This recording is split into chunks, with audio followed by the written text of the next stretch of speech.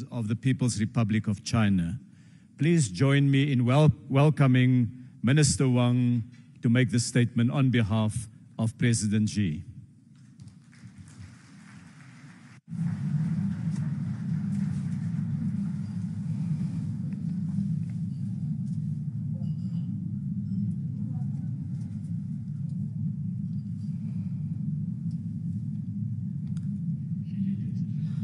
Thank you, Minister Patel.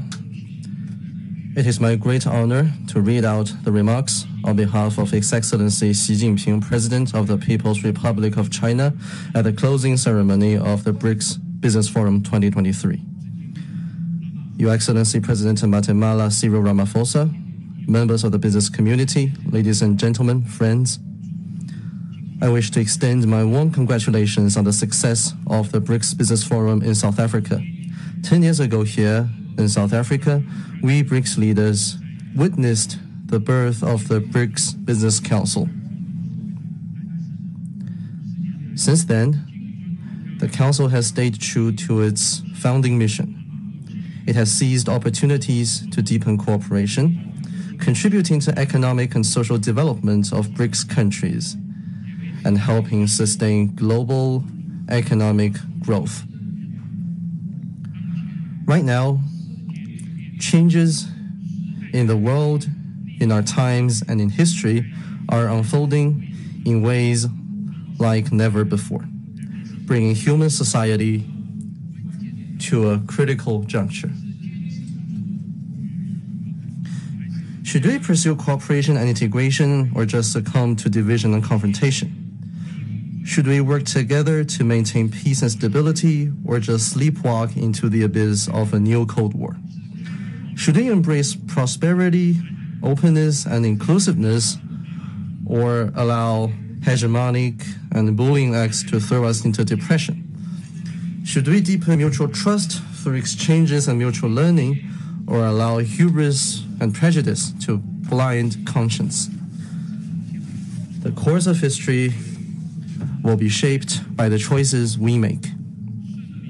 An ancient Chinese thinker observed that following the underlying trend will lead one to success, while going against it can only cause one to fail.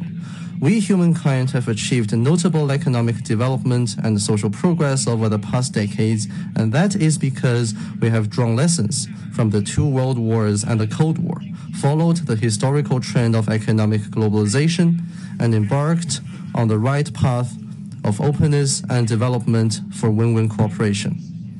Our world today has become a community with a shared future in which we all share a huge stake of survival.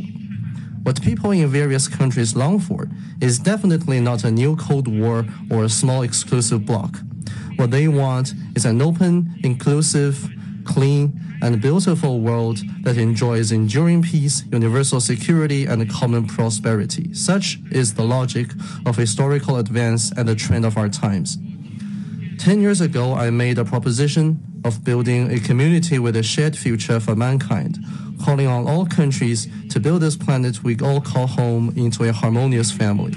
In the face of high winds, choppy waters, and even treacherous storms, we in all countries need to uphold the correct views of the world, of history, and of our overall interests, and act to translate the vision of a community with a shared future for mankind into reality.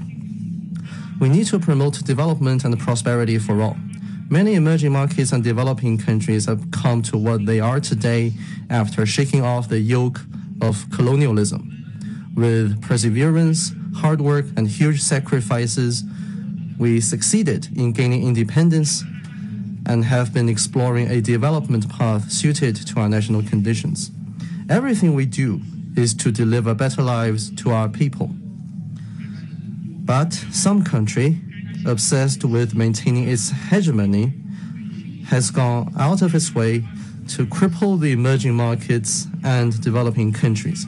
Whoever is developing fast becomes its target of containment. Whoever is catching up becomes its target of obstruction. But this is futile. As I have said more than once, that blowing out others' lamp will not bring light to oneself. Every country has the right to development, and the people in every country have the freedom to pursue a happy life. With that in mind, I have proposed the Global Development Initiative with the goal of promoting development for all by the international community and boosting the UN 2030 agenda for sustainable development.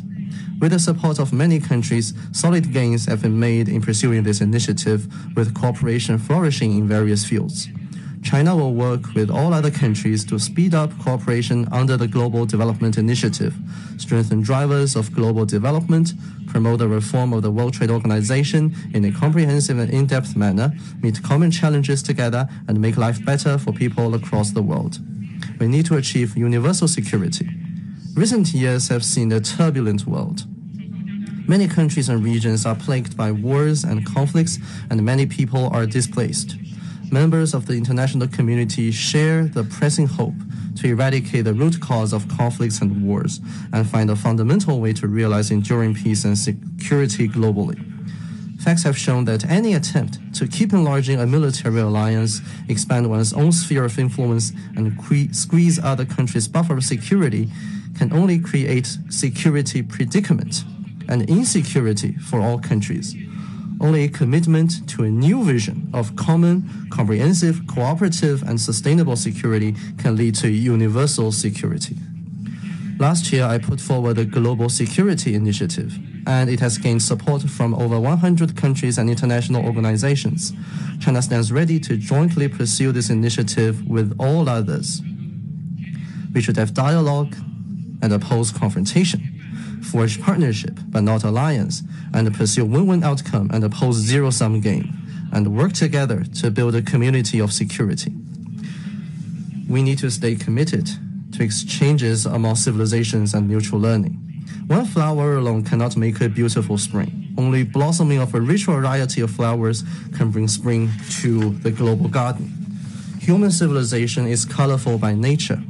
It is precisely because of their differences in history, culture, and system that all countries need to interact with each other, draw on each other, and advance together.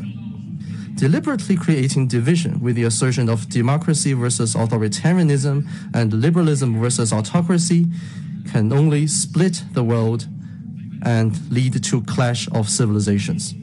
I've put forward the Global Civilization Initiative, calling for promoting diversity of global civilizations, the common values of humanity, and people-to-people and cultural exchanges and cooperation. China welcomes all other countries to get involved in cooperation under this initiative. We should encourage different civilizations to bring out their best and flourish together. We should break barriers to exchanges and renew human civilization. Ladies and gentlemen, friends, as an ancient Chinese philosopher observes, change is the nature of the universe. The collective rise of emerging markets and developing countries, represented by BRICS, is fundamentally changing the global landscape. Emerging markets and developing countries have contributed as high as 80% of global growth in the past 20 years, and their share in the global GDP has increased from 24% 40 years ago to more than 40%. Just as a line in the Chinese poem reads, "No mountains can stop the surging flow of a mighty river." Whatever resistance there may be, BRICS, a positive and stable force for good, will continue to grow. We will forge stronger BRICS strategic partnership, expand the BRICS Plus model, actively advance membership expansion, deepen solidarity and cooperation with other emerging markets and developing countries, promote global multipolarity and greater democracy in international relations, and help make the international order more just and equitable. The gathering between BRICS countries and more than 50 other countries in South Africa today is not an exercise of asking countries to take sides, nor an exercise of creating bloc confrontation. Rather, it is an endeavor to expand the architecture of peace and development. I'm glad to note that over 20 countries are knocking on the door of BRICS. China hopes to see more joining the BRICS cooperation mechanism.